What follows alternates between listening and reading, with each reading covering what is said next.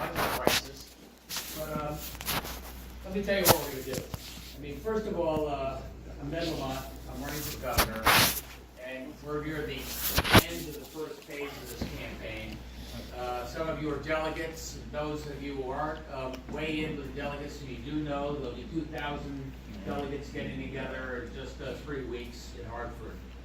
And they have the job of having to decide which Democratic candidate, A, gives us the best chance to win in November, and B, who has the executive experience and the temperament to help guide our state through some really complicated fiscal times, just like what you're doing here in Durham. I can tell you that the Republicans are gunning for Connecticut. They are, some of their candidates are already on TV. The Republican Governors Association has said they're going to spend at least $1.7 million. They want to turn Connecticut Trump red, and that's not going to happen. They've sort of focused on me in a big way. They sent out a press release just about a week ago. They said, A, Ned Lamont is Dan Malloy's third term. They're going to try and turn this into a referendum on Malloy. I'd just like to say 2 things on that. You know, one, Dan did inherit a mess. Dan did fund the pension in a way that no governor previous to him did. He did make some pension reforms. And if Roland and Rel had done what Dan did just 25 years ago, we'd be in a much better shape than we are today. So let's, a little credit where credit's due, but we're not. And this is where we are today. And we got to deal with that. I did take on Dan 8 years ago in the primary, and I said, look, this state needs fundamental change to get us back on track. And if we're going to nickel and dime around the edges, I worry that we're going to be in the same shape in 2018 as we were in 2010 when we ran. So here we are. But I do give us the best chance to talk about not where we've been, but where we're going. I have a little different background than most of the folks you've heard from. I'd be the first guy who started a business and created jobs. I sold that company a while ago. I've been very active in public policy here in the state. I've been a professor at Central Connecticut State University. And I bring a fresh start to what we got to do as Democrats in Hartford, and a fresh start for the state of Connecticut, and see what we can do to turn this around. They went on to say in that same press release, Lamont doesn't understand that General Electric left the state because of taxes. And I'd like to just talk about that, because when General Electric left the state, and it created a pall of pessimism, right? It really hurt. It wasn't that many jobs. It was just symbolic of a state that was off track. And I did get together the leaders of General Electric, and I got Republican and Democratic leaders from the state, guys that hadn't talked together for an awful long time, and we discussed what we could learn from GE's leaving. Let me just give you a heads up, first of all. GE really didn't pay any corporate income tax. That was not the reason they moved to what they used to call Taxachusetts. They were very clear why they left, and we ought to learn from this and make sure that we get this state turned around. They said, number one, our transportation system is a mess. It takes longer for them to get, in their case, Fairfield, Connecticut to New York than they did 10 years ago. And 20 years ago, they cannot get their employees up to work. Their airports have fallen back. The ports are not where they were. And they said, we've got to go to a place for our transportation. That's our fault. That's Connecticut's fault. We have not been investing in transportation for an awful long time. Our location should be an amazing advantage for us, a gateway to New England, gateway to the Middle Atlantic. That's why a lot of companies came here in the first place. And we are going to make significant investments on our road, fix our roads and our bridges, something we haven't done in a long time. And I think move into some type of electronic tolling and congestion pricing so we can fix our roads and bridges and more frequent, regular, less costly rail service so we connect the state of Connecticut again. So it's easier to get from Durham to New Haven to Hartford to New York. That's a big piece of what every single major employer told me. And I know that there's not one Republican legislator that supports the idea of electronic tolling. It thinks there'd be money going down a rat hole, and politicians don't know what to do with it. But we've lined up all the major employers, all the CEOs, saying for us to stay in this state, we support the tolling. We want to make this investment in and get this state going again. The other thing that GE said in that meeting was that they couldn't get access to the bright young talent, especially tech talent, IT talent, that they needed to bring GE into the 21st century. And we went to insurance companies, we went to Stanley Black & Decker, we went to Electric Boat, we went to all the major employers, and they pretty much told us the same thing. So we, something we failed to do was start really investing in education again, full funding of ECS, early childhood education, in particular our community colleges.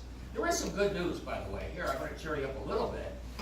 You know, if 8 years ago everybody was lined up in the unemployment office, desperate to know if they had a job or what their next paycheck would come from, today we have thousands and thousands of good paying jobs that are going away. That's Electric Boat, that's Stanley Black & Decker, that's Pratt & Whitney, that's some significant jobs in not just advanced manufacturing, but also in teaching and nursing. We're not training people for the jobs. These should be Connecticut jobs for Connecticut people. You know, Jeffrey Geiger, Electric Boat, I know the other part of the state, he's going to Rhode Island to find people to do the work at Electric Boat because you can't find the people in Connecticut because we're not training them to do that. That's going to be a priority for me going forward, to be the education governor, to make those investments going forward as we train people for the jobs. This is an extraordinary opportunity.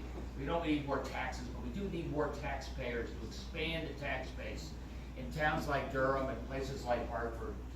You know, Hartford just had the bailout, which was really, really distressing for a lot of reasons. But the answer to a place like Hartford is jobs. And what I did was about 2 years ago, I was contacted by a good friend and said, call up the head of Infosys, which is a major Indian IT, information technology company. And tell them why they ought to come to Connecticut. They're going to locate a major training hub. So I called up Ravi Kumar through my mutual friend. I said, Ravi, I'd like you to consider Connecticut. I said, Connecticut, we don't have natural gas, we don't have oil, we don't have silicon, but we have the best trained, most productive workforce in the world. That has always been Connecticut's calling card. And Ravi said, I hear you're going bankrupt and the transportation, I can't get in, I'm not going to go.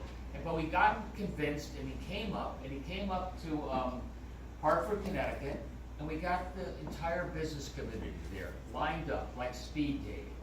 And they all said, Ravi, we're desperate to have the type of tech skills that Infosys trains people to do. If you're able to come to Hartford and train people, we will hire them and we'll make a compact to do that. So rather than having the business community bad-mouthing the state of Connecticut, everybody's on board, rowing in the same direction. Infosys announced just about a month ago they're going to locate their training center. It starts next year. Up to 1,000 trained IT people, Connecticut people they're going to train. Folks in the liberal arts, actually, not all VOTEC people, folks in the liberal arts, they can train in these skills. And over time, that just means not that our insurance industry comes back and our healthcare comes back. We start attracting jobs because we're training people for the right thing.